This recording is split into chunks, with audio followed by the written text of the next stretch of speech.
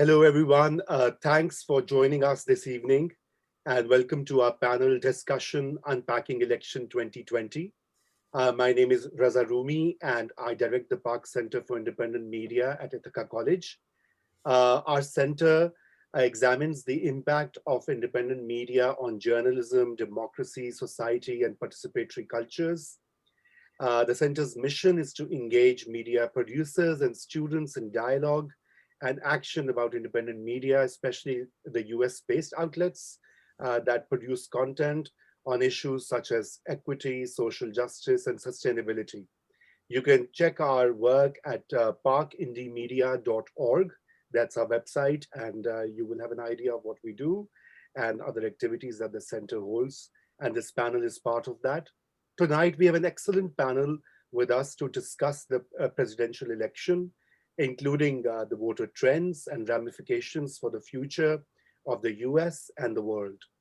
Our panelists include distinguished professors from Ithaca College, as well as activists who are engaged both on campus and outside. The elections are over, but in so many ways, this has been an extraordinary phase of US politics. Joe Biden will be the next president, but there are questions about the transition. Another groundbreaking development has been the election of the first female Black and South Asian vice president, Kamala Harris. Recent elections also witnessed a record turnout, the highest in decades, with an unprecedented count of mail-in ballots and early voting. In fact, when polling started on November the 3rd, more than 100 million Americans had already cast their ballots. The diverse electorate in record numbers made their voice heard amid a deadly pandemic, historic levels of unemployment, massive protests against racism, and the deep polarization that we witness every day in media and social media. Millions rallied to oust President Trump in favor of Joe Biden, thanks in part to the progressive activists who organized at the grassroots alongside with the Democratic Party. Still, over 70 million Americans continue to support President Trump and his worldview. The president gives voice to many disillusioned whites who were largely responsible for his victory in 2016 and his strong showing in 2020. In the words of the leading public intellectual Noam Chomsky, Trump, despite losing, succeeded at, and I quote, tapping into the reservoirs of anger and economic resentment among the working and middle classes who have been subjected to the bipartisan neoliberal assault of the last 40 years, unquote.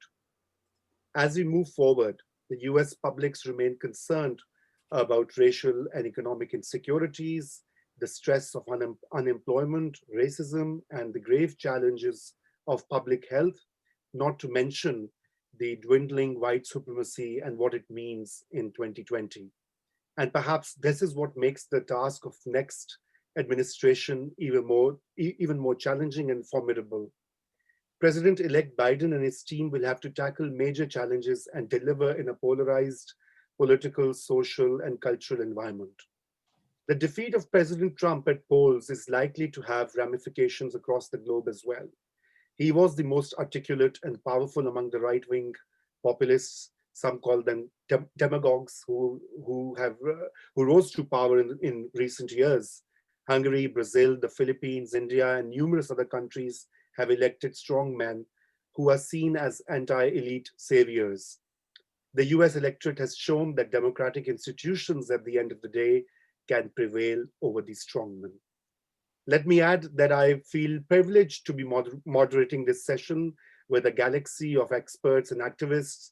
The center's work is enabling me to challenge my own outsider's position, and this should be a great learning experience for me, as it will be for all of you.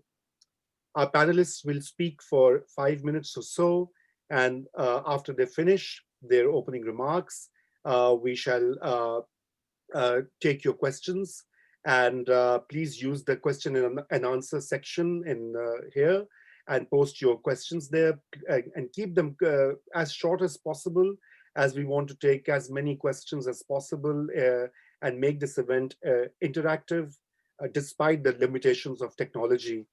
in such settings.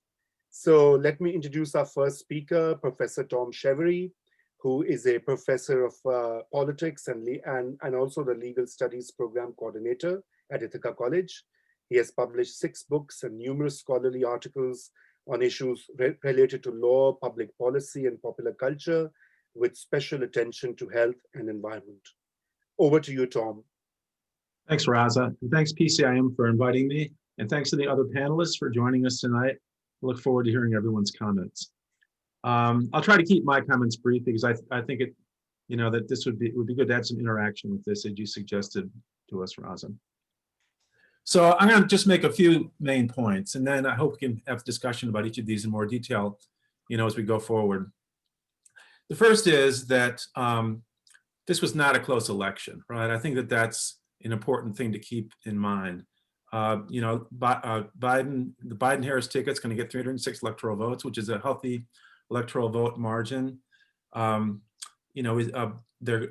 ticket got 5 million more popular votes than Trump did. Democrats have won the popular vote in 5 out of the last 6 presidential elections. That's every election in this century, other than 2004. So the Democrats in some ways have a lot, they've also won the popular vote in the last 4 elections, okay, which is something that I don't think has been replicated more than 2 or 3 times in American history. So the Democrats have a lot to be, thankful for, I guess, or proud of in this election, that they did well. But it didn't seem like it's, in some ways, it seemed like it was a close election. And the reasons, I think, I just want to mention some of the reasons that's true. One is the so-called red mirage, that is the mail-in ballots came in slowly, and it seemed as though, that the Republicans were doing better than they ultimately did. Also, the polls, it's clear the polls were off. The polls averaged about 7% for Biden, Harris, and Biden, he did, he's the popular vote, it's a pretty good margin, but it's about 3.74%. And so it didn't match the expectations of the polls. So I think the polls created an expectation that there would be, a major landslide, which didn't really turn out to be the case.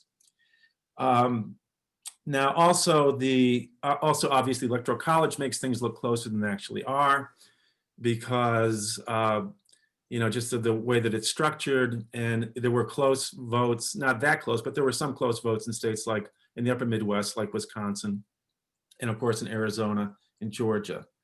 But ultimately it was not really a very close election. The other thing is Raza mentioned, is it was a very high turnout election. There was about a 68% turnout rate in this election, which is the highest since 1900. But you should keep in mind that the U.S. still has very low voter turnout rates, comparatively to many European countries. So it was a high turnout rate for us, but it wasn't like a great turnout rate compared to other places that we like to compare ourselves to. Also, the other thing is there were some interesting demographic trends that happened in the election. I've been reading some of the exit polling, which I'm a little bit skeptical about, but there were clearly some surprises for the Democrats. Especially in South Florida, Miami-Dade County, went heavily for, it shifted heavily towards the Republicans, and also South Texas shifted towards the Republicans.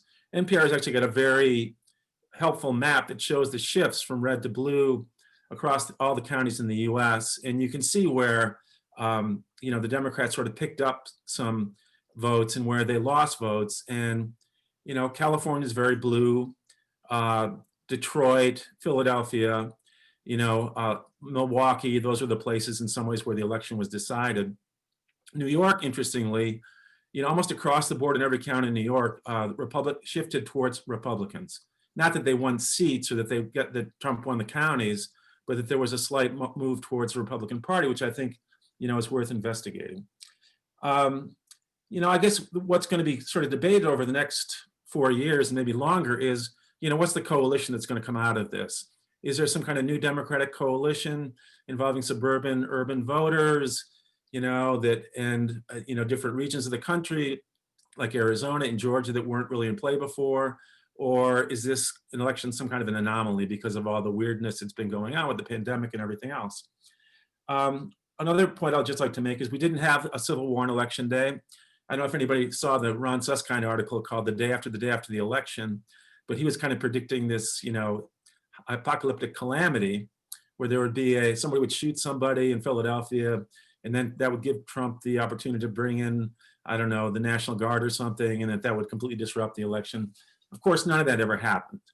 Trump's done everything he possibly can to try to argue that the election's been fraudulent, et cetera, but those efforts have largely been, ineffective. I was a little concerned yesterday when the Wayne County voting county board members decided they weren't going to vote to certify the election, but that turned around pretty quickly. So I think a lot of the apocalyptic stuff that was predicted before the election didn't turn out to be the case. That doesn't mean that, that there won't be bad things happening in the future. I'll just make a couple other quick points because I want to turn my time over to other panelists, turn some time over to other panelists. But one question I have is like, what happens with Trumpism without Trump? Is there such a thing as Trumpism, or is Trumpism only Trump? And I don't really know the answer to that question, but there have been other demagogues in American history, Father Coughlin, Joe McCarthy, and once they went off the scene, it wasn't like there was some, movement that really, kept together once they were gone. So I think that's sort of an interesting question. And the last point I would make is just about Biden as president. He's an inside the system guy. He's had more congressional experience than any president since Lyndon Johnson. So we haven't had anybody in office like that for a while. And, we don't really know how that's going to work. Who knows what's going to happen in the Senate races in Georgia? I'm not really all that optimistic the Democrats can pick up those seats. But let's say that they don't.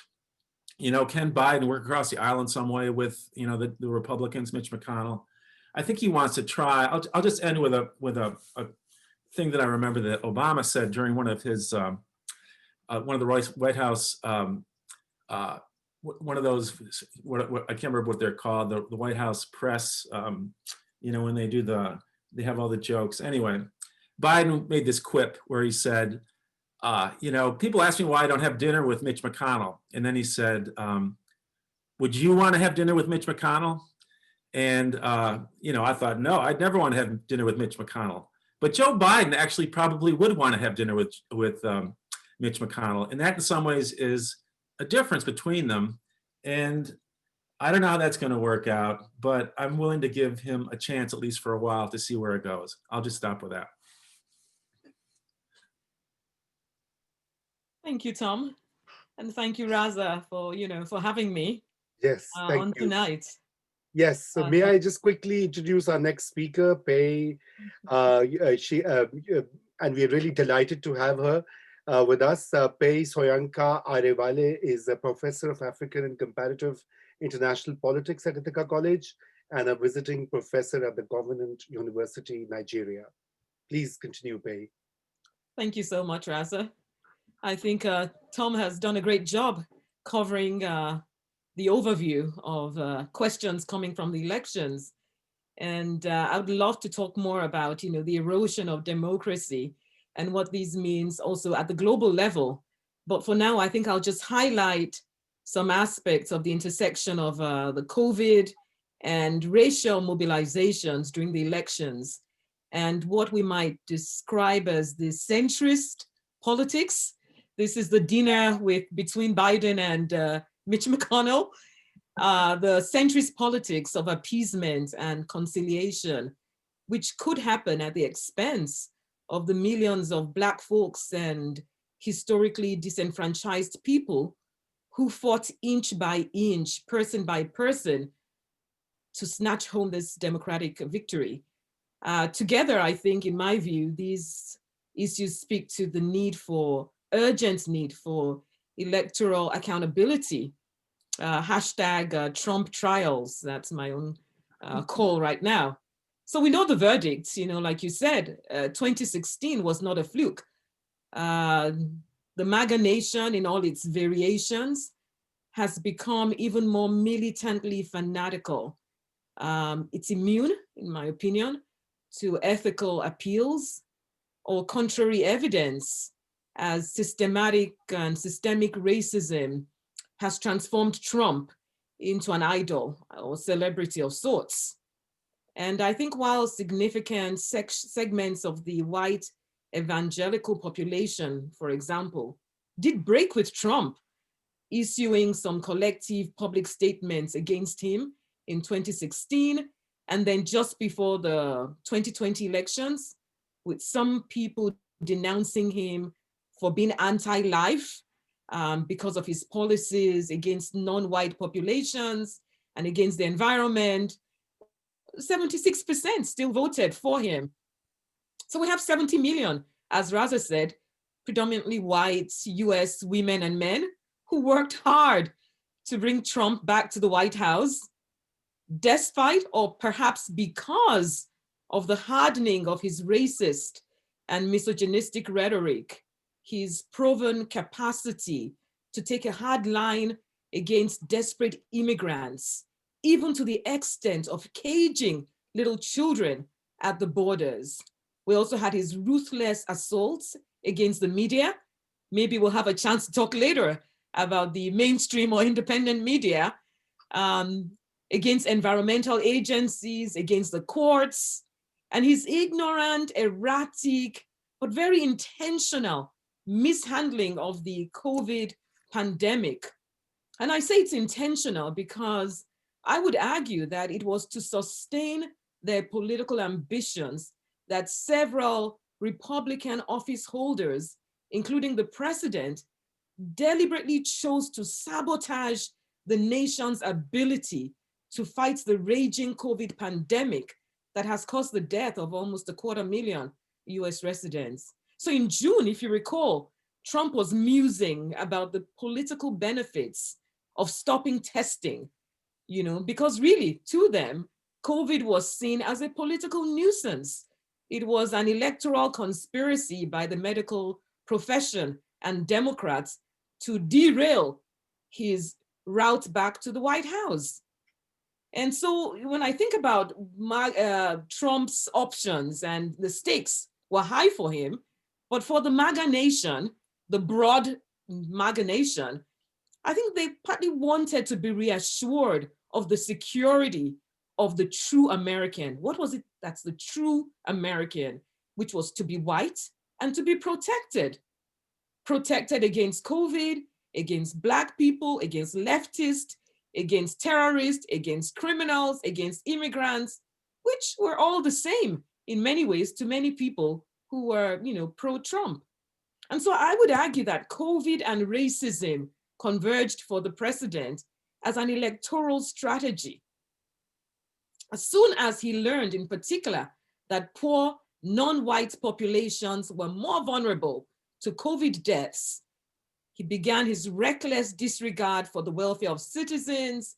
You might recall the mockery and punishment of governors of New York and California as they were hit hard by the first wave of COVID. His open withholding of federal resources from blue states in fighting the pandemic. These should be termed crimes against humanity. The US might have withdrawn from the International Criminal Courts, but really the United Nations should have been all over this country during the elections. And I think he also succeeded in mobilizing the nation, Tom, dangerously close to full-blown out, violence. Think about his incessant hate-filled, sublegal, extra-legal, deceptive, illegal, inflammatory tweets, the endorsement of groups that were armed, heavily, armed, self-styled white nationalists. You had the Oath Keepers, the 3%ers, the Groypers, the Proud Boys, whom the president asked to stand back and stand by. And so there was this dramatic escalation of violence by the police and the National Guards against peaceful protesters in the Black Lives Movement, and his depiction of activists in the movement as domestic terrorists. Collectively, these are usually serious precursors in many nations to genocidal violence. And so when you think about it, overall, I think the elections succeeded in pitting this Trump followership, the Trump nation, against non-white and progressive citizens. And at a time when Black people are facing a retaliatory intensification of white violence and state terrorism, it is disheartening now to begin to hear Democratic Party leaders throw the movement, the BLM movement, under the proverbial bus in explaining the democratic failures in congressional races. You know, this election, the elections were won for Democrats by the gritty determination of Black and progressive voters who mobilized in great numbers. You know, thank you, Stacey Abrams, and so on. And so it's frustrating right now to see this leadership urging Democrats to stay away from progressive conversations around healthcare for all or Black Lives Matter positions on the police when it comes to the runoff races. So I understand the political anxiety of Democrats at the moment, but democratic centrism will not bring in Trump's 70 million followers. And if the Democratic Party begins to revert to this path, it runs a strong risk of alienating the vibrant forces who fought for the victory in 2020. So in sum, you know, for me in this issue, I think we must call for accountability. And this is unusual in the US. We're often thinking forward, but I think we need to look backwards. We must call for accountability regarding these criminal electoral actions by office holders who willfully plunge the country into a needless, massive loss of lives for political gains from COVID and contributed to the erosion of democratic norms, and who are still instigating violence by their reckless mobilization of citizens along racial lines.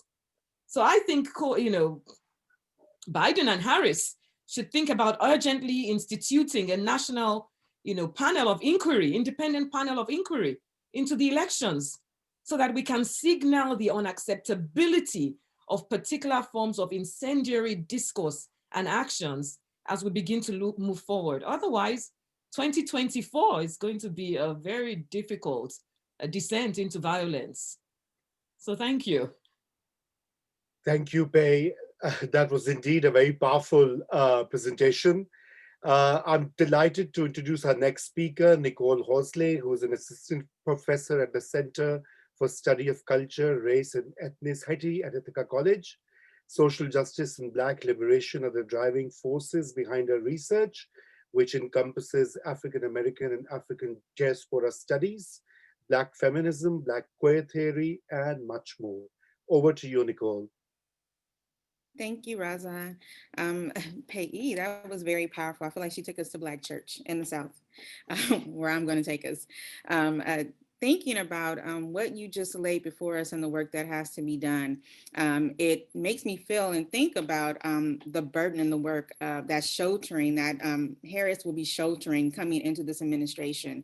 Already she's coming into this thought of kind of this unifying project, this kind of DEI, diversity, equity, inclusion type of project that she's going to be left with trying to mend and suture this understanding of bringing the country together and healing its wounds, racism, sexism, patriarchy, and the gamut.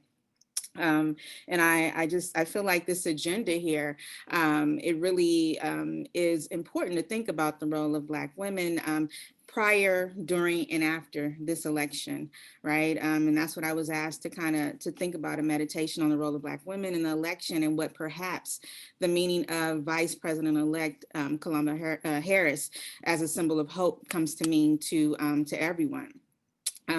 This conversation, I think, really extends to our historical understanding of disenfranchised Black people and the vote, right? I mean, in 1870, the 15th Amendment gave African-American men the right to vote. In 1920, the 19th Amendment secured the franchise for women, but due to racial oppression of African-American women, they were overlooked and did not get to vote in significant numbers until around 1965 with the passage of the Voting Rights Act.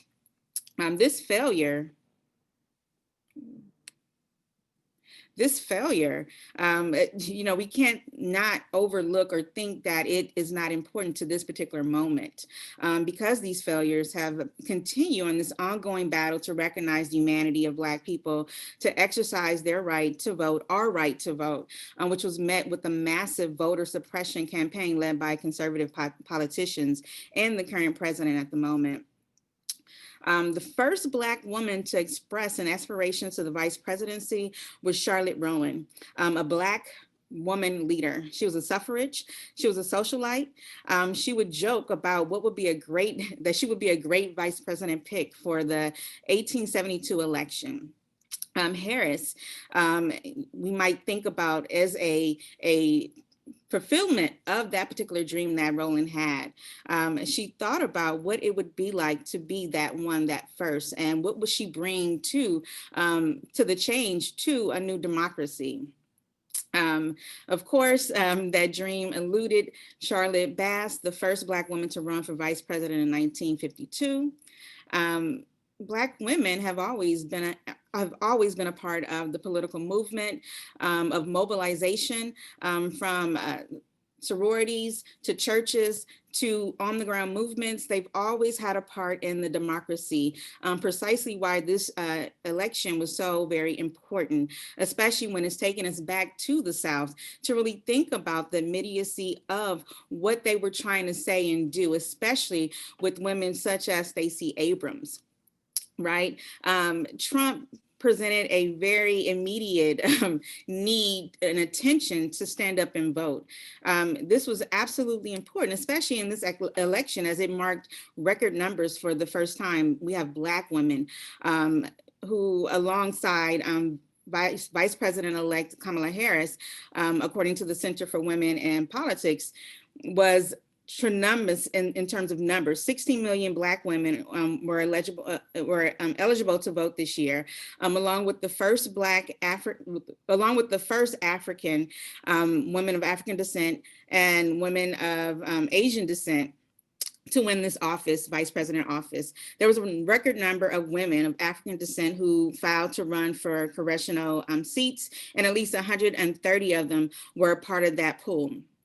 Including the GOP candidate, Kim Klassen, who ran for the election to the U.S. House Senate, representing Maryland 7th District to fill the seat of the late, great Elijah Cummings.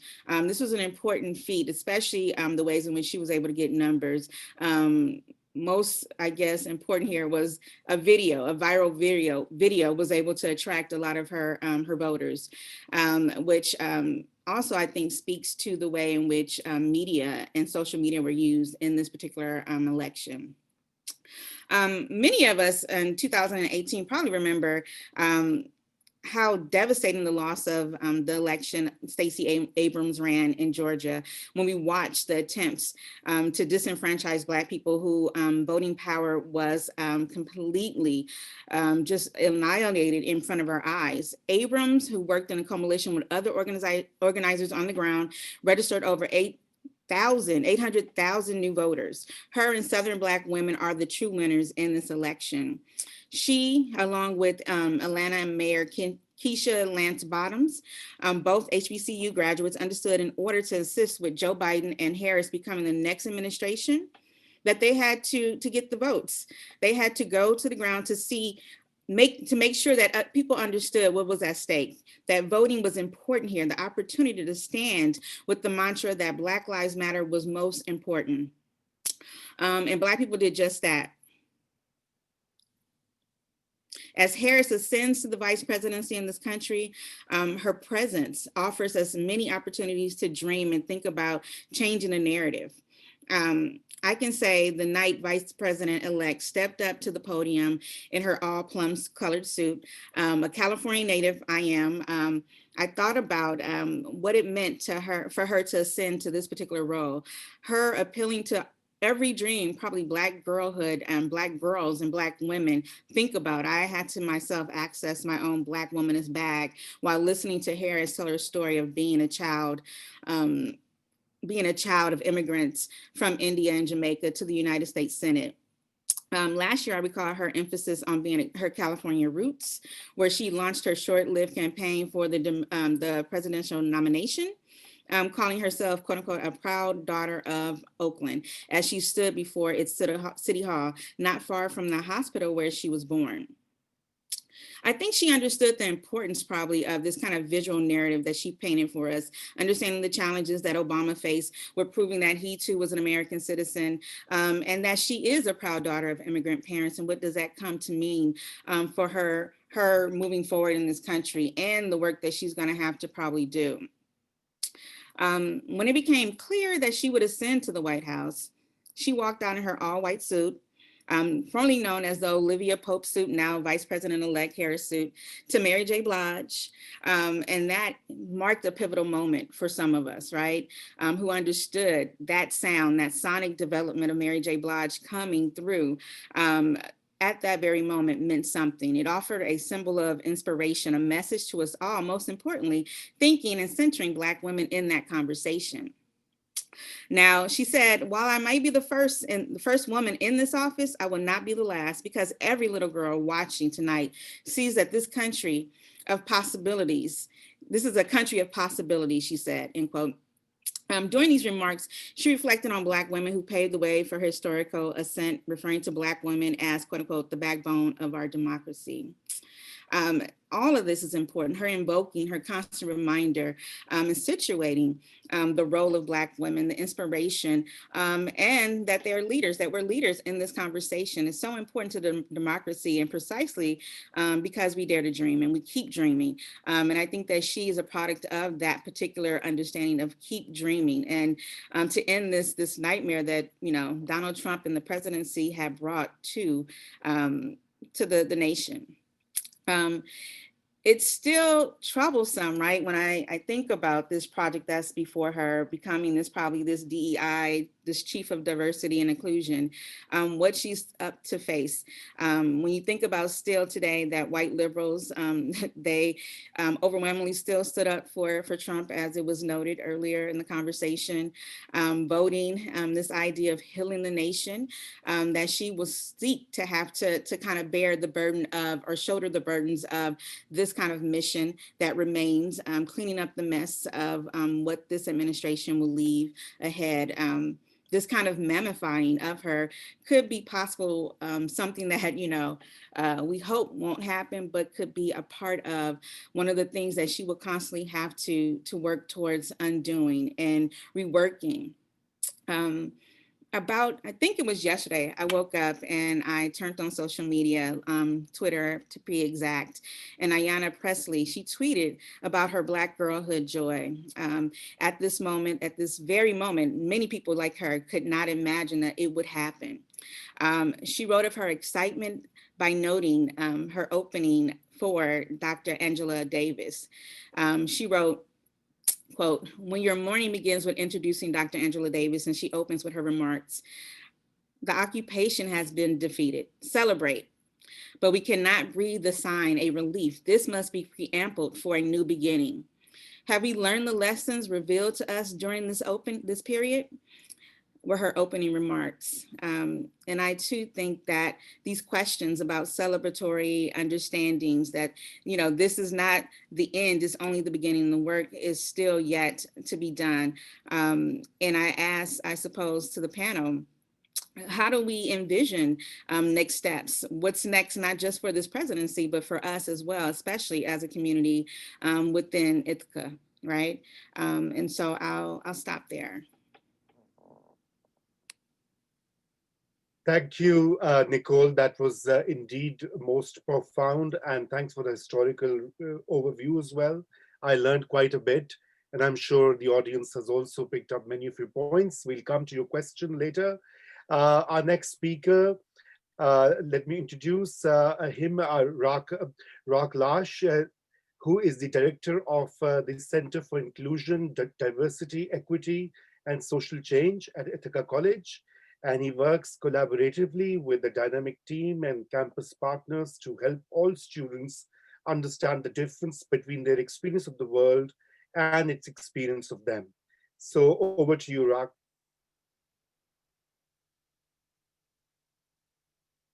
you muted. Yes. What's good? If Dr. Peyi took us to church and started with devotion, then Dr. Horsley, you just delivered the sermon. And so I'm gonna come through and get the tithes and offering, and I'm gonna drop my Venmo and my Cash App. That's powerful, man. Y'all just gave me life. So my name is RahK Lash. My pronouns are he, him, director in the Center for Ideas, as well as director for the MLK Scholar Program. Shout out to the organizers. Thank you, Raza, and shout out to everybody working behind the scenes to make this happen. And shout out to everybody that's tuned in and is rocking with us tonight. So at this point in the semester and this point in the day, I looked outside. I was about to say good afternoon, but I don't know if this is the same daylight savings time I grew up with. But at this point in the day, I have about 2 brain cells left, as I tell my students, and they are twerking at me in the corner. So I could put some notes down. I'm going to read off some bullets just with some initial thoughts. And as you know, my co-panelists were talking, I took a few notes, just a few thoughts to put out there and respond to. And hopefully you joining us, you know, can think about these things as well, and even jot down some of your initial reactions. So first, you know, we're calling this a post-election panel. But for me, I would argue that we're still in election season and that we're going to continue to be in election season up until the inauguration, right? Trump's Twitter feed doesn't dictate an election, but, you know, it's still going to have an impact, right? Even when we think about how strategically the Trump administration is keeping people from being able to do what they need to do and get started. So that first 100 days that we tend to focus on for a president is really going to be a game of catch up, right? And we think about all the folks that are going to hurt as a result of that. Maya Angelou, one of my favorite quotes, says, when someone shows you who they are, you must believe them. When I look at the maps, whether it was, you know, on November 3rd, whether it's, you know, everything, you know, the whole season it took us where we didn't get much sleep. I don't know about you, but that was a very anxious week where I kept waking up, checking my phone every 5 minutes. But when I looked at the breakdown of the states and had conversations with my friends in individual networks, you know, we talked about, should it be this close? And we said, you know, that's not necessarily the right question. This is the reality that we live in. And there's a conversation about what should be and a conversation about what is. And we have to hold both of those truths in the same state. So when I look at the states broken down and how people voted, I believe folks, right? And I think that we must believe folks for who they've shown us and told us that they are time and time again. And I encourage folks to ask more questions. When you look at those numbers, when you look at, you know, the breakdowns, ask yourself, what's missing? What don't I know about this? Project Look Sharp is a resource from Ithaca College. And I teach a 3-credit MLK seminar for my MLK scholars on the civil rights movement. And so we just talked about media literacy specifically within this, looking at the civil rights movement. And so I encourage everybody to utilize that. There are infographics, there are, you know, pre-made workshops and different things, but teaching students how to ask those questions when things are presented to them. What's missing, right? What does this person want me to know? What other questions do I have? What information do I need to continue to infer? So when we think about, you know, the increased Black voters, or Trump picked up more Black voters than he did in 2016, you know, what questions pop up, right? What's missing from the information that we have? When we think about, you know, how we talk about communities and how we talk about Latino votes and the increase in Asian American votes, and, you know, how to, like, what other questions should be popping up for us as citizens and as folks, spectators watching this and holding these conversations, because numbers don't lie, but they can tell any story that we want them to tell, right? And I'm gonna say that one more time, numbers don't lie, but they can tell any story we want them to tell. Now, in the same course that I teach, I have 12 dynamic, powerful, amazing students, MLK scholars. If you are watching, I love y'all. For my first year students, all of y'all. But for that first year class, these were 12 students that voted for the first time. And my class meets on Tuesday and Thursday. And so on that Tuesday, you know, at 4 o'clock, you know, I was just asking folks, how's it going? And a lot of them began to tell that same story. And I myself forgot, right, just being removed from age, that this was a historical event for these individuals, for our Ithaca College students, for that incoming class, talking about stories of going to the polls with their family and their friends and their support networks, and being a part of that, but also to demonstrate that our youth in our country are not just showing up to demonstrate and protest in the streets like they have been since May, June, and even before that, as they were involved in high school, but they're also showing up through the ballot, right? And I think that's something powerful to talk about Gen Z and talk about our incoming class of students, where they're putting their action. What makes me a little uncomfortable moving forward, as Dr. Horsley kind of talked about the civil rights, our country has a long history of interposition and nullification, right? Coming off the Civil War, going into Jim Crow, the interpositioning and the nullification of federal legislation coming down.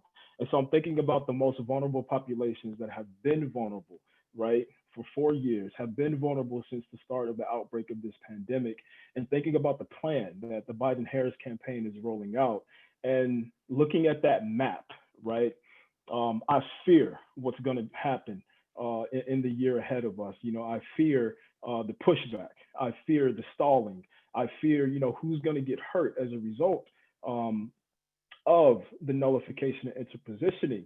And it feels like history is humming kind of the same song on repeat, and it's Groundhog's Day. Or if you're a Marvel fan, when Doctor Strange went to bargain with Dormammu and got stuck in that time loop over and over again, that's what I feel like is happening.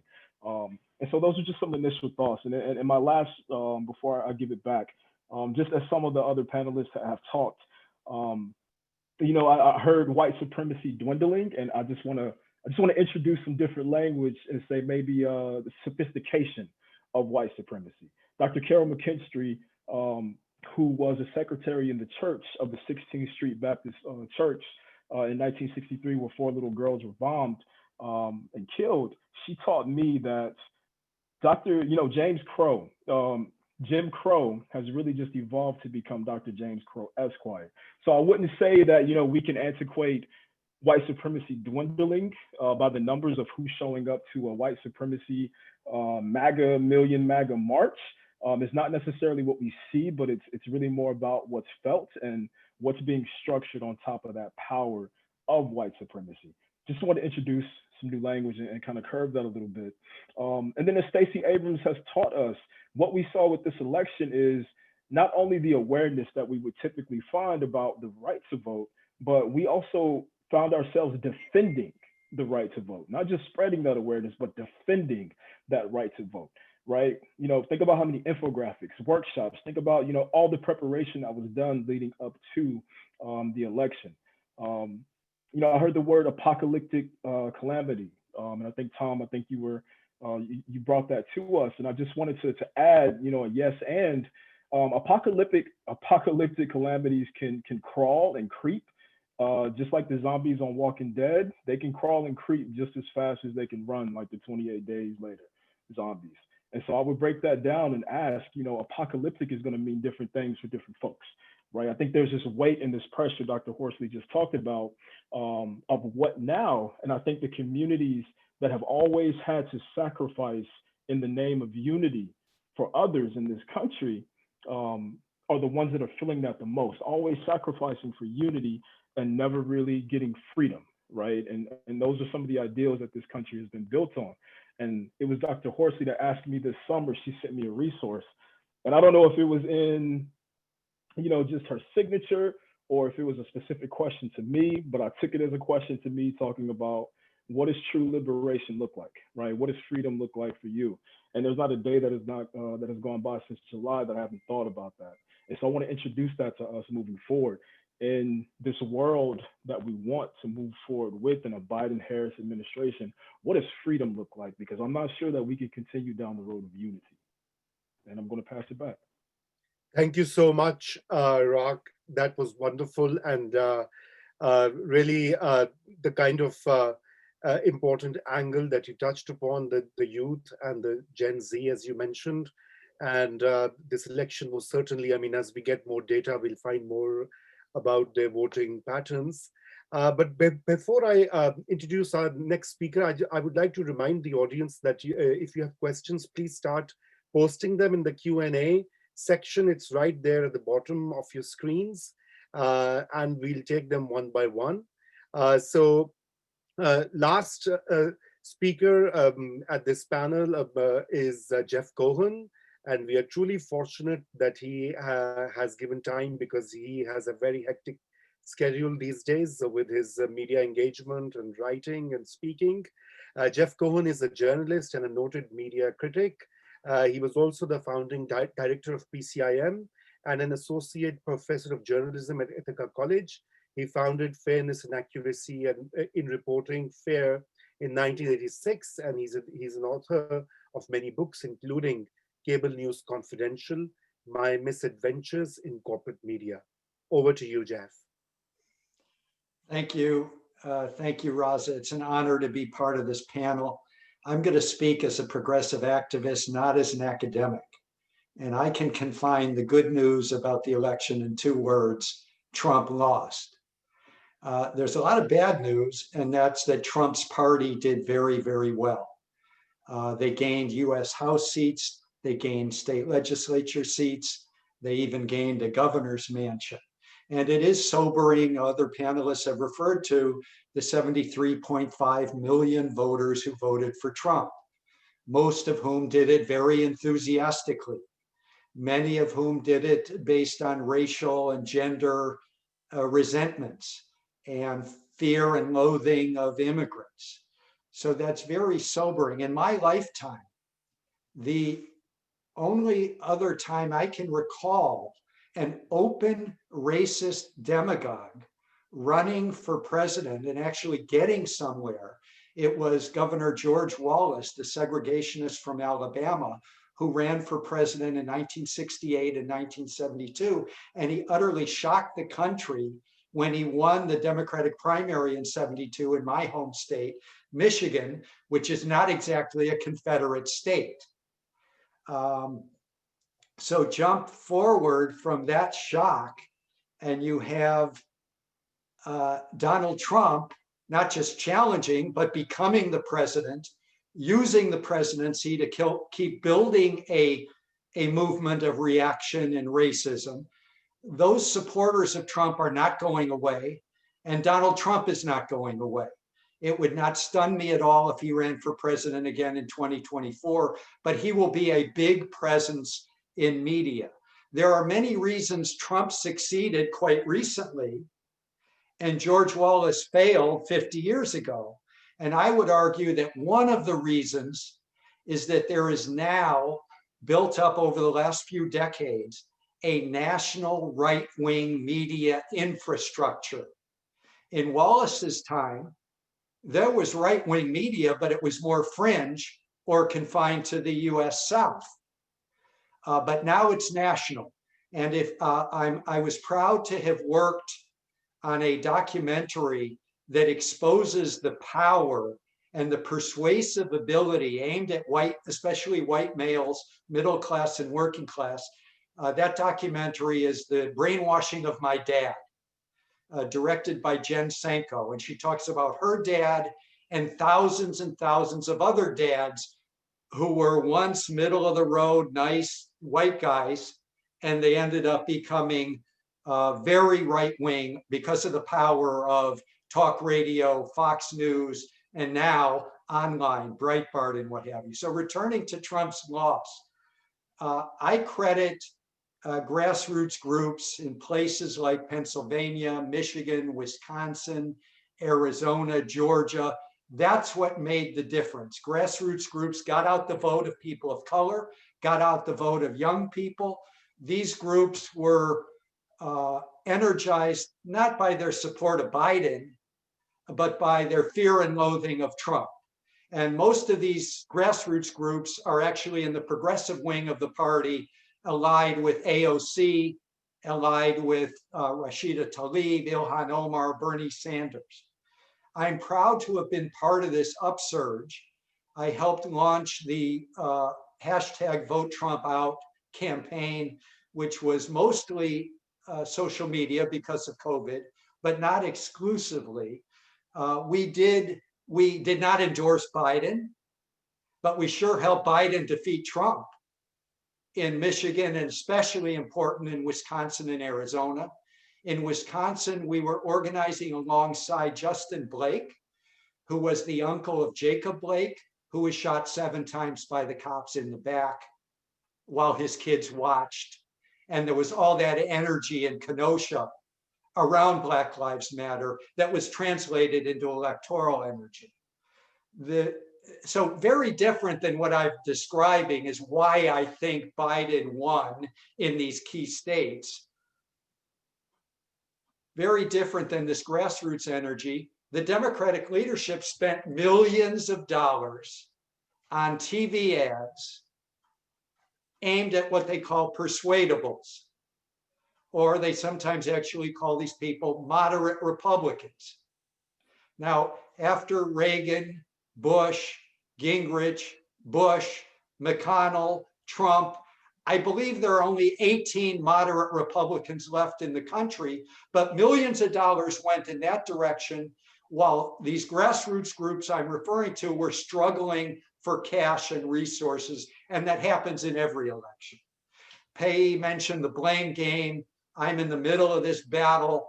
You had the right wing of the Democratic Party, the corporate wing of the Democratic Party is blaming progressives, blaming Black Lives Matter, blaming demands to defund police, Medicare for all, democratic socialism. The reality is simple, and AOC has pointed this out in tweet after tweet.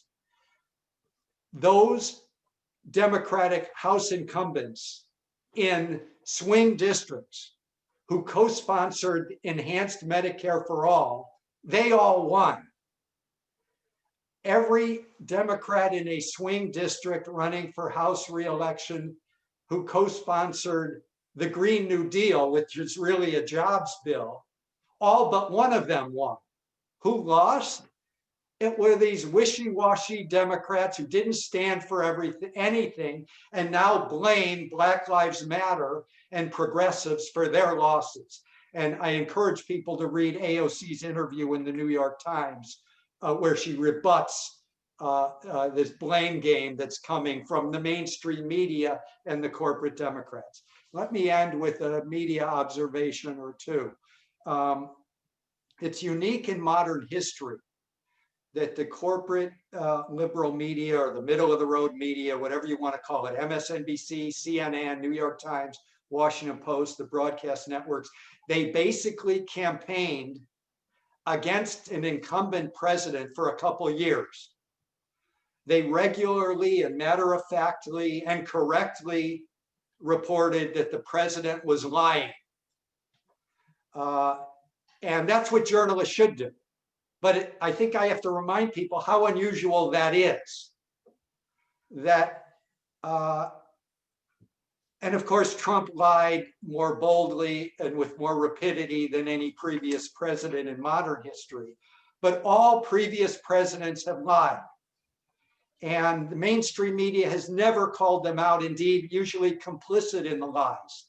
They were complicit in the buildup to the war in Vietnam, and probably it's easier for people to remember how complicit the mainstream media were in the lies that led to the invasion of Iraq.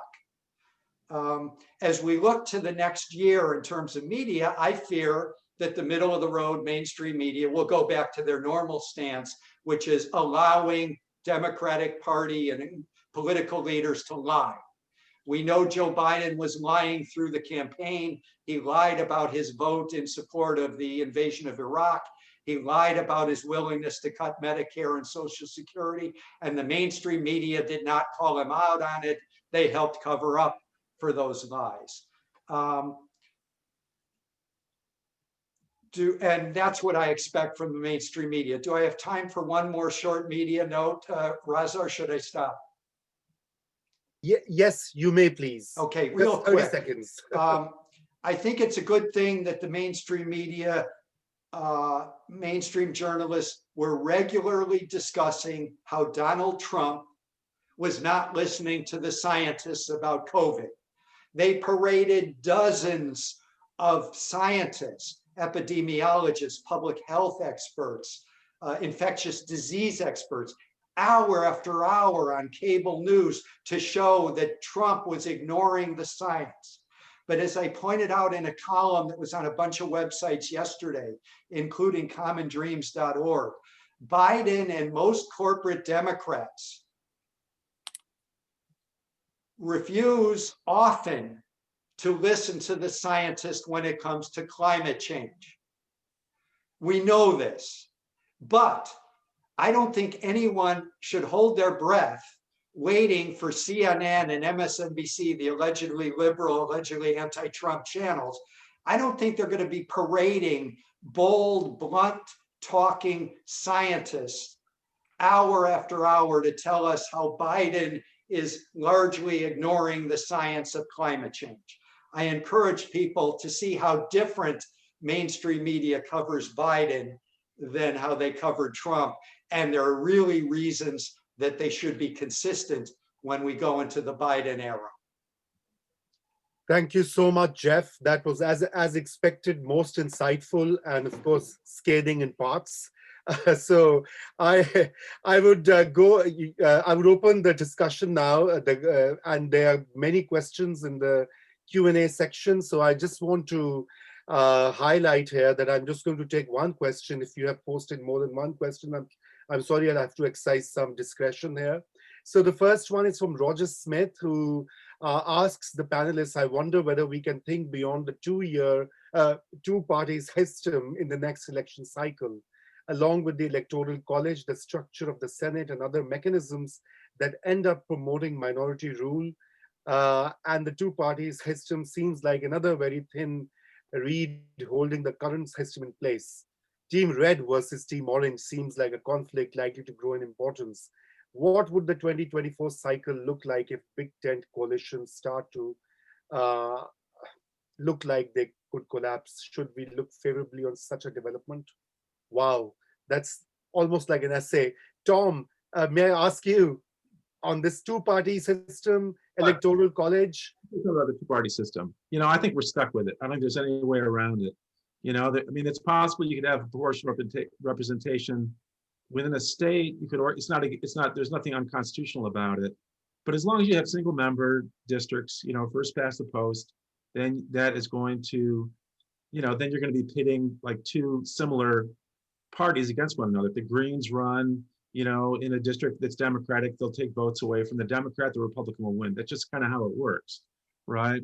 And that's why the two-party system is really deeply embedded. And the only way around it is to change the electoral system to something like proportional representation. And I don't really see that happening in any state. The Electoral College, I mean, if I could wave a magic wand to get rid of Electoral College, I'd do it tomorrow. I think it's, it's way past its usefulness. It never was particularly useful. But it requires either constitutional amendment or some way around it. There's this proposal that some states would just join with the popular vote, but that's kind of stuck. I mean, I don't know if that will, if it happened, I think that would be an interesting development, but I don't think there's any movement towards it at the moment. So I think for all practical purposes, we're stuck with the two-party system for the foreseeable future. And let me just say one other thing about this. Multi-party systems, I would prefer to have proportional representation in a multi-party system because I think it reduces alienation. People feel like they're voting for someone that they believe in. But ultimately, the compromises have to be made somewhere, right? In the legislature, multi-party systems in France or in Israel, they still have fights, right? But the fights take place in the parliament rather than in the party. And there was an election last year in Austria where the Greens lined up with one of the most right-wing parties, anti-immigration parties in Austria. And because they wanted to get sort of a seat at the table. So I don't think there's a way that you can just eliminate, conflicts. They're either going to take place in the party in a two-party system, or they're going to take place between the parties in a multi-party system. Right. Thank you, Tom. Would anyone else like to weigh in on that issue of two-party system in the Electoral College, which of course many demand should be done away with? Peyi, you have something to add to what Tom said? I kind of have to, I agree with Tom's slightly pessimistic scenario in the, at least in the foreseeable future. A lot of attempts have been made to break down that formidable two-party system, not just in the US, in the UK, and in other countries. And it hasn't quite succeeded, except with very dramatic, major political changes. You have countries like Uganda trying a no-party system. countries doing an all-party sponsorship by the government, and these are not likely to work in the US. So, I think in the interim, we're going to kind of be looking more at maybe slightly broadening the space for, more of an independent emergence of candidates. But for now, I think that system is a little bit set in place. Right. Thank you, Peyi. So I would move on to, yes, Jeff, please. Well, yeah, if I could just take on, if there was a multi-party system, the good news is that I wouldn't have to be in the same party as Joe Biden and some of these corporate Democrats. We'd be in different parties. But on the Electoral College, that's a legacy of the racist Constitution. And there is a way around it. I think Tom was alluding to it. I encourage anyone who's interested. It's called the National Popular Vote Interstate Compact. If enough states get their state legislatures to agree that they will send their electoral college votes to whoever wins the national popular vote, you could get rid of the Electoral College without a constitutional amendment. I think it's significant that after the Democrats lost in 2000, they had 15 years to lead a fight in state after state. They've never done it for this National Popular Vote Compact. After they lost because of the 2016, the Electoral College, they still didn't lift a finger. So it's, again, one of these many issues where activists have to go into the void and make this fight for the national popular vote. Imagine what it would do to right wing. It would decimate them if we had a national popular vote, and it would force candidates to go not just to 10 states, but they'd have to campaign in 50 states. It would really empower places like California, New York, where our presidential vote really hasn't mattered. Right. Thank you, Jeff. So I'll ask Nicole to address the next question, which is from Soyinka-Airewele. What do we do with such a polarized country from here? Trump is unfit to be president, but clearly there's huge, even cult-like following behind him. So how do we move forward as a country with our democracy basically at the brink? Nicole, this in a way builds upon your last question that you raised. Right. I was like, that is a large question for me. We should pass it to Peyi. That is such a messy question, right? And when I say messy, meaning it's not neat. When we think about democracy and its historical pinnings here, I feel like almost anything is not impossible. But I also think that in this, I think Trump presidency showed us so much, so many things that were happening. Really, I guess two important things that were foundation to his presidency probably was one, Kellyanne Conway saying that there could be alternative facts. Then his lawyer Giuliani, right, saying his personal attorney saying that truth isn't truth, and so I wonder that about democracy and this idea that we have about democracy and how it's supposed to operate, how it does operate, and for whom. I don't think that Trump is the problem. I think he revealed what the problems are, and he placed them before us in a way that I think, for some of us, not all of us, they haven't seen before.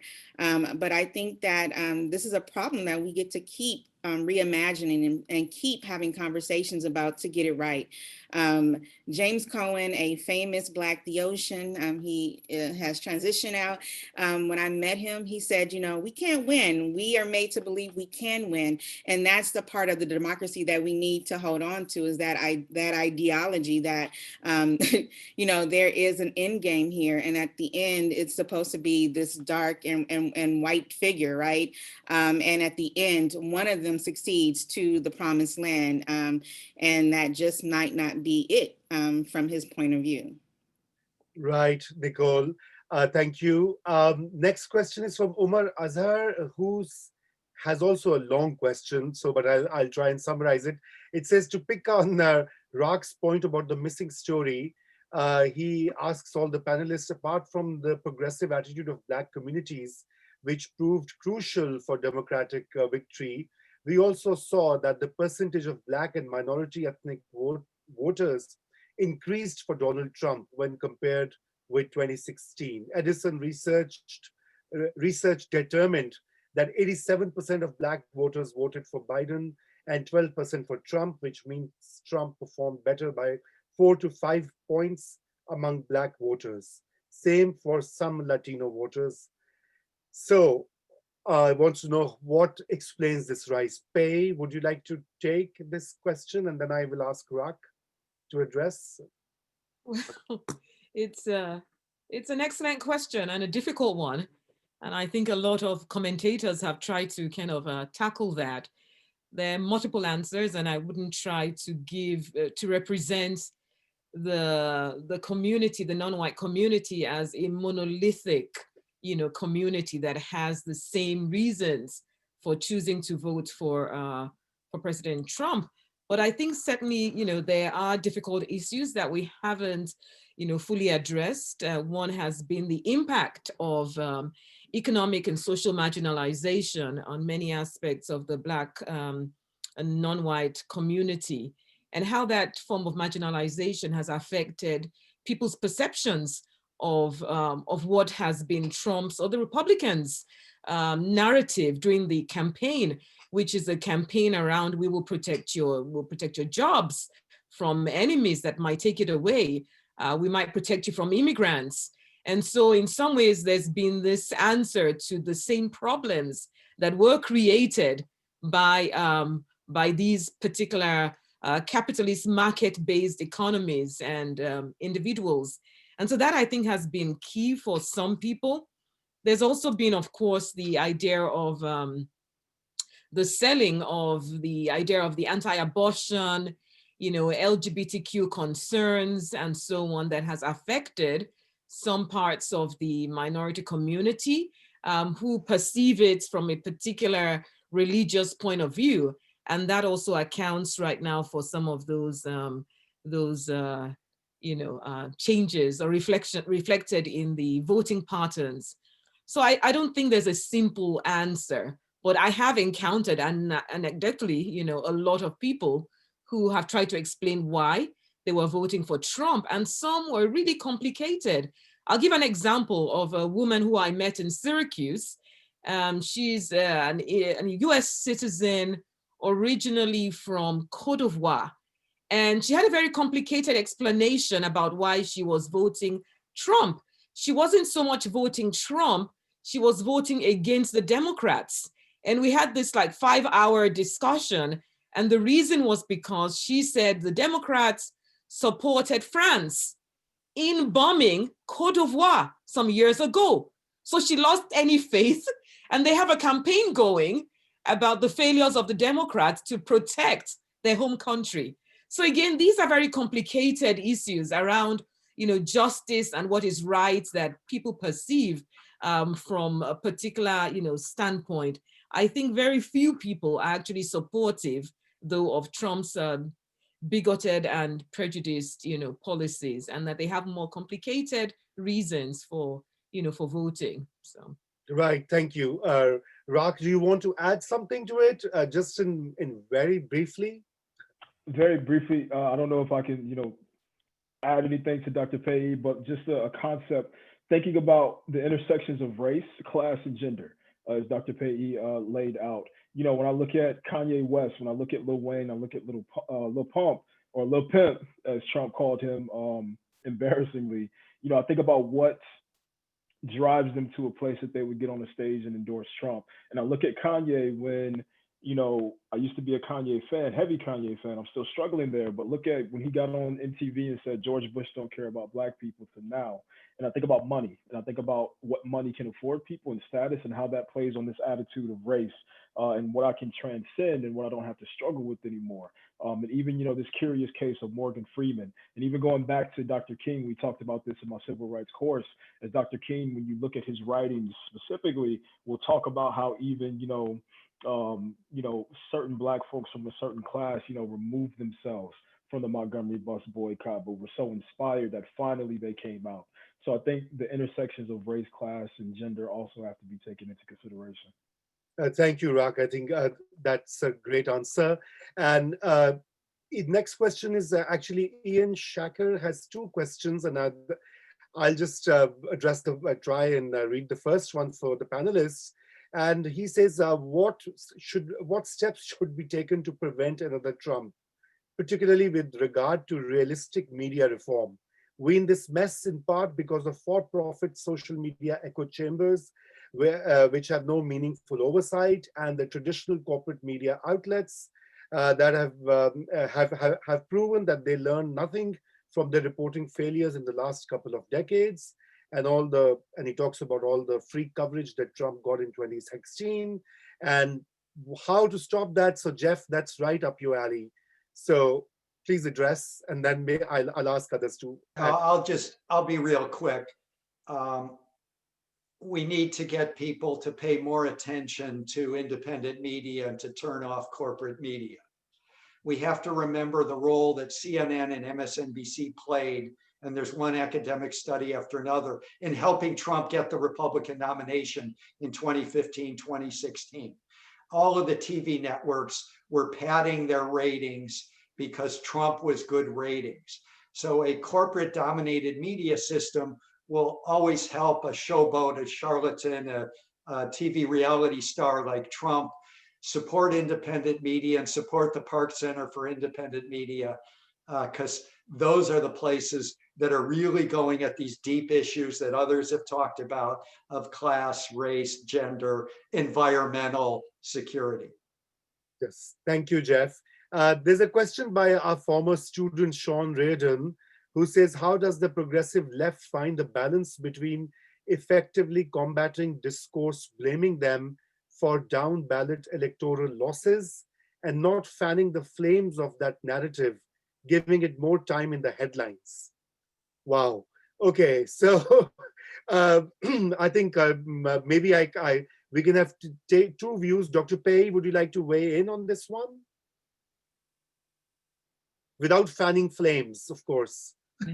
It's such an excellent question. You know, it's such a powerful question because it really recognizes the quandary, the dilemma in which the progressive left is at the moment, and just the sense of frustration at even being in that space, having to justify, you know, and prevent that the Democratic Party leaders from also, you know, reacting even more.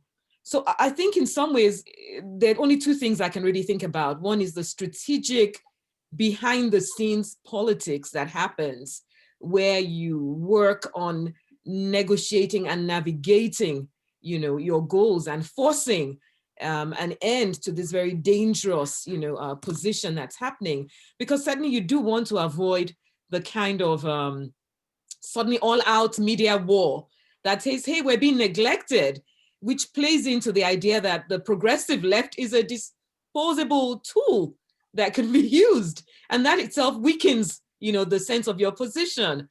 And so I think there's going to be a lot of behind the scenes strategic politics that happens, but at the same time, keeping centered on the goals. What are the goals, the political goals? What is the agenda, the social agenda that we want? And how do we continue to mobilize around that agenda? I think it's important not to be diverted at the moment, but to kind of stay on that particular agenda and continue to mobilize those who voted around achieving and actualizing those gains. So those are the two things that I think I would really, you know, advocate right now. Thank you, Dr. Peyi. I think I'm going to go to the next question because just in the interest of time. So there's a question by Maura Stephens, who's a former colleague at IC and at PCIM. And she asks the panel what they think can force Biden to change some of his cabinet and advisory choices. For example, fossil fuel pal Cedric Richmond for director of the Office of Public Engagement and others. And she has also, she asks about the kind of policies that Democrats followed in the last 10 years when Obama was the president, about bombing other countries and, you know, bailouts to the Wall Street. Aisha May also a former IC student, asks a similar question: how can Biden's transition team and his future cabinet, you know, you actually look at their record and their status quoists, and what do we do about this? So I guess both these questions we can maybe, Tom, would you like to weigh in on this one? But I would say this. Let me just avoid the characterization of the cabinet appointees and just say, I do think that, you know, Biden is going to appoint people to the cabinet. He'll appoint an attorney general that will, you know, there'll be a civil rights division that will enforce the civil rights laws. There will be an attorney general that just doesn't, you know, defend the president as his primary, you know, mission. There'll be somebody at EPA that, in general, you know, supports the mission of the EPA. There'll be somebody at Treasury that will not just be somebody that's from Goldman Sachs, you know, and that might be modest change, but it's important because we've seen what happens when you don't have that, right? When these agencies are completely hollowed out and there's no attention that's paid to them. So I do think that there will be, you know, the Biden's cabinet choices will start to restore some degree of just workability within the federal government. And I think that that's important. Okay, thank you. In the interest of time, once again, I want to move on to another question by Erin Terada, who's a student at Ithaca College. And Erin's question is, this election has shown how powerful the vote of persons of color, especially BIPOC, can be when voting is more widely accessible. Do you think there will be a shift in American politics where issues that affect people of color and other minority communities are tackled and seen more as a priority, or do you think voter suppression will become even worse in the future? Dr. Horsley, it's your question. You mute. Yeah. Host has spotlighted your video. Okay. Wow, that as well is an interesting question. The reason why I started with historical facts was because I think that for a large segment of American population has this kind of false narrative around America and American politics as if it hadn't always been what it is, right?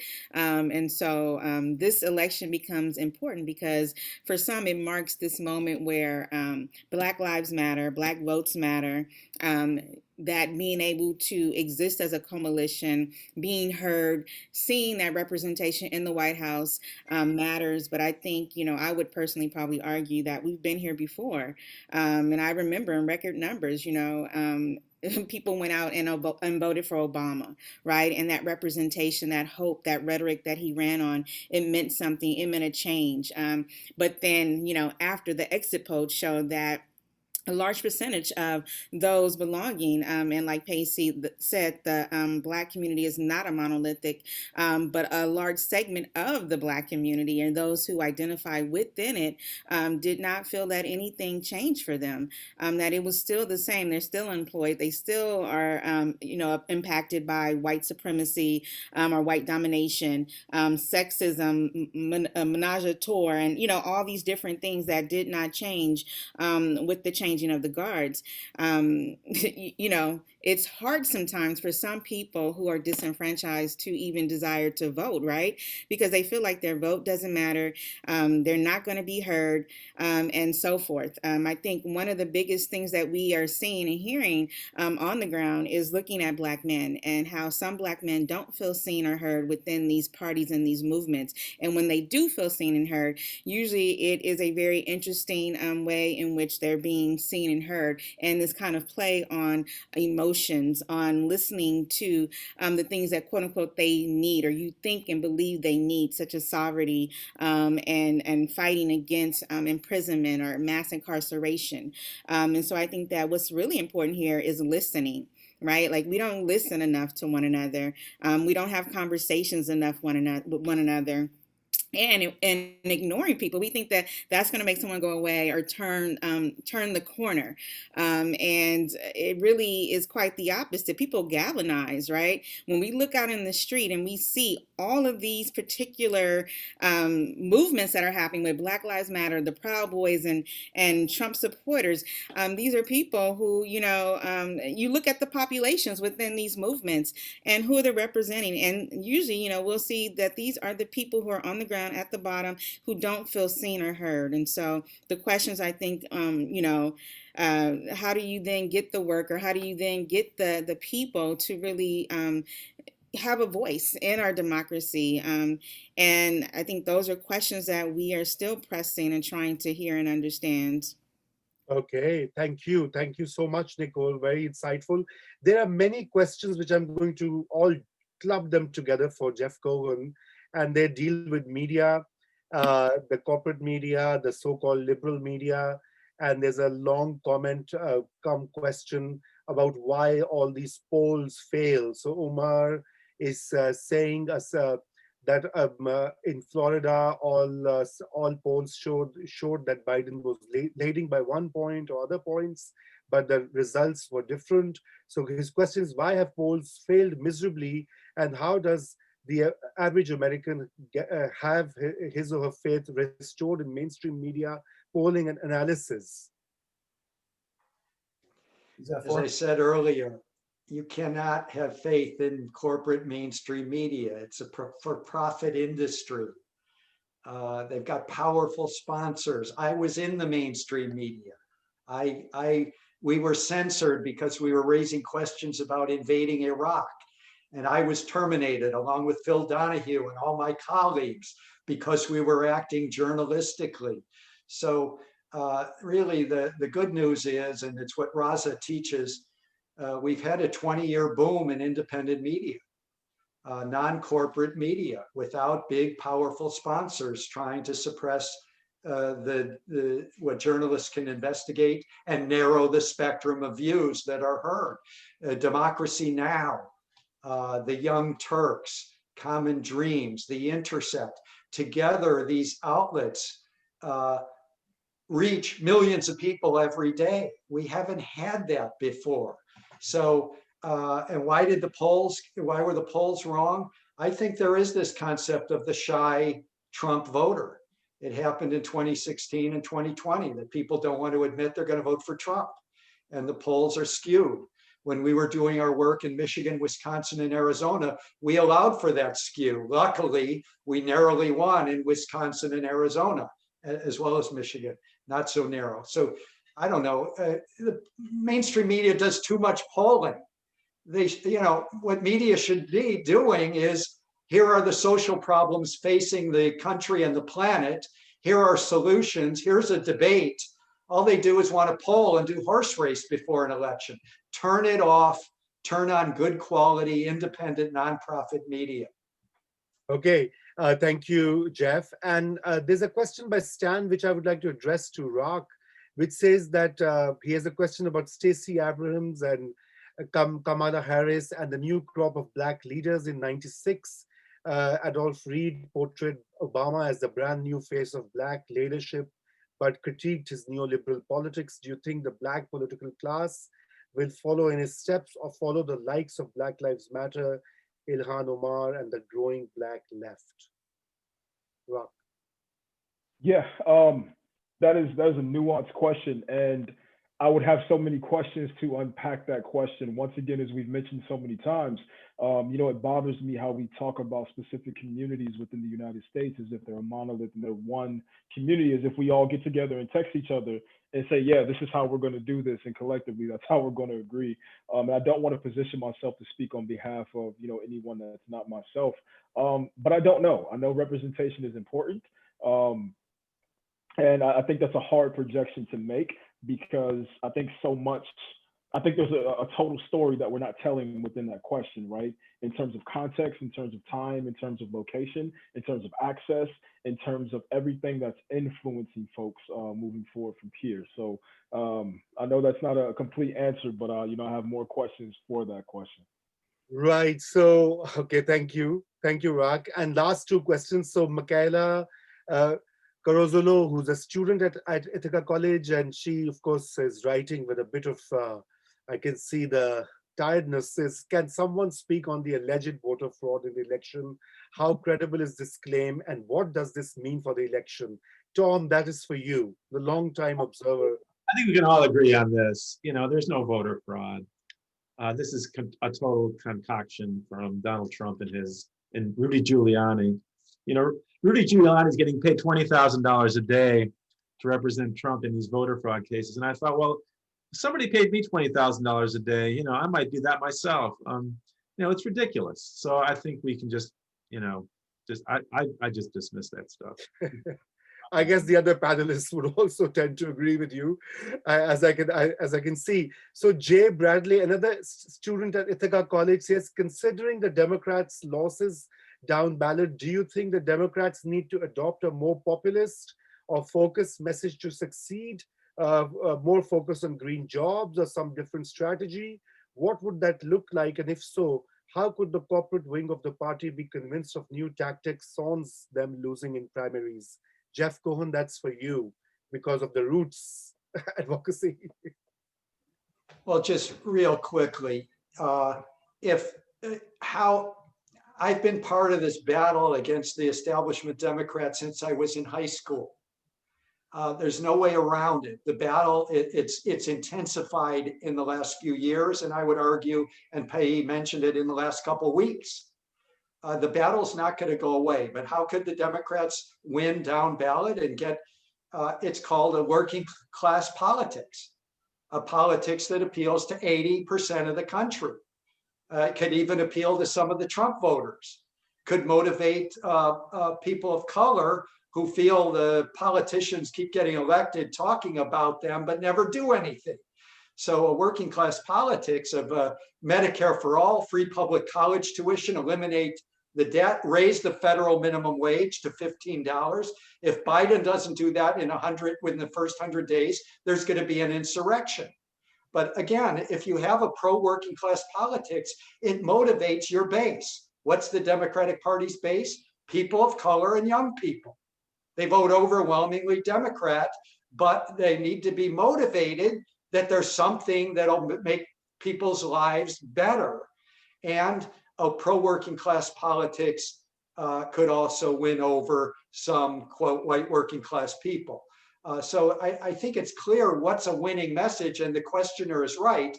A more populist, more pro-working class message would resonate to the multiracial working class. And when I say working class, I'm talking about 80% of the country. It could resonate. But the reason you don't hear those politics is because this corporate donors have so much power over the Bidens and the Pelosi's and the Schumers. That's the problem. Right. Thank you, Jeff. And the final question, Dr. Peyi, it's for you from Harrison Malkin, I think, who's a former student of yours. Are you worried about hawkish foreign policy tendencies of Joe Biden? How can progressive advocates push Biden towards a more progressive anti-war position? Wow. Harrison is good. I should have known he would throw that kind of a question. Yeah. Yes, I'm concerned. I'm concerned about, thinking about the global politics.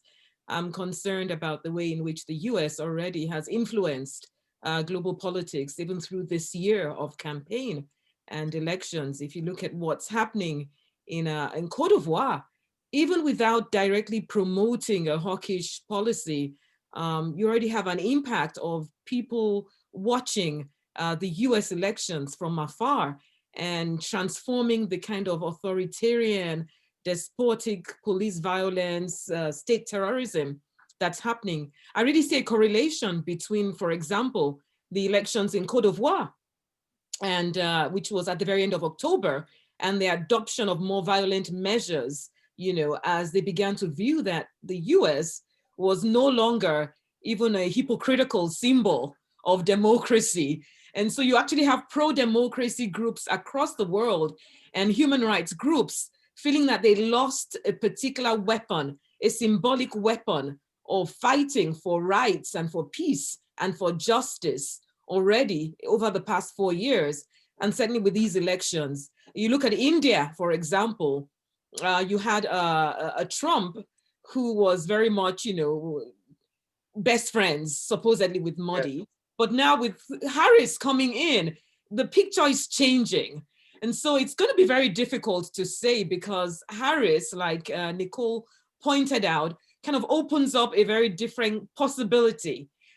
She is a tough, you know, person who you might say might follow that same middle of the line, centrist, hawkish policy. But at the same time, there's a resonance that people are identifying across the world with the idea that she could open up that space.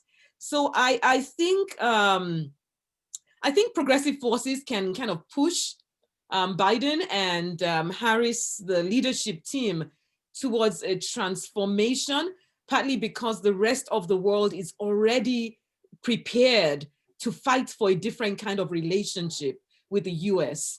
That is, when I say the rest of the world, I mean that the people, the citizens of other countries, are acutely aware of what's happening in the US, and they are mobilizing already, not just to be used by the US, but to transform how the US is functioning. And I think that's the perspective we often miss. We assume that the US is the one determining the policies all the time. At the moment, there are already letters being written from groups overseas to the Harris-Biden team, transition team, asking them to intervene in particular ways in the issues going on in those countries. So you have letters written from Nigeria, from Cote d'Ivoire, from India. And so there is a kind of transaction that is happening at the moment. We're not sure where it will end up, but I think it might change the way in which Biden would normally want to adopt policies. And if I could just add to what Jeff said, you know, in responding to the idea of populist, you know, messages or, you know, needs, there's the question of the agenda by Democrats, but there's also the medium. And that's really important when reaching a population that the Democrats have not been able to talk to very well. And I think part of what is changing is that for many people at the grassroots, it's not about just the mainstream versus independent media. It's about the idea of what is authentic media. And authenticity has changed. It's become circulatory. It's what pops up in your inbox. And it's authentic either because it has no source, and therefore it feels like it's some kind of truth. You know, it's in your inbox, it's in Telegram, it's in your WhatsApp, it's circulating. So people must believe it, and you're not sure how it got there. Or it's personal. It's a tweet from your senator. So again, this is a relational kind of news that people are utilizing. And the real question is, how do the Democrats, you know, reach people using also the medium that they appreciate and that they understand, in addition to the agenda? So I think it's a similar thing with the rest of the world. The world is trying to talk to the US and to hold the US accountable. And I think there's going to be that kind of interactive relationship. Thank you. Thank you, Dr. Peyi. That was indeed a most fascinating Q&A session. I have many more questions. Unfortunately, we're already a few minutes over the time limit. So I just want to read this last comment and just read it because it's from Marianne Grady Flores, who is a well-known activist in Ithaca and beyond. And she says that the grassroots organizers, what did they say to the voters? Was their promise given? I heard there's a model of knocking on doors called deep listening, which led 1/3 of them to switch to Biden. So I think that deep listening model is perhaps what you were trying to emphasize. So with that, I would like to thank the audience, the panelists, for being here, RahK, Tom, Jeff, Nicole, and Dr. Peyi. That was wonderful. I learned a lot. I'm sure that the audience is also thrilled. And for those whose questions have not been addressed, I do apologize. Maybe there'll be another chance, hopefully next semester.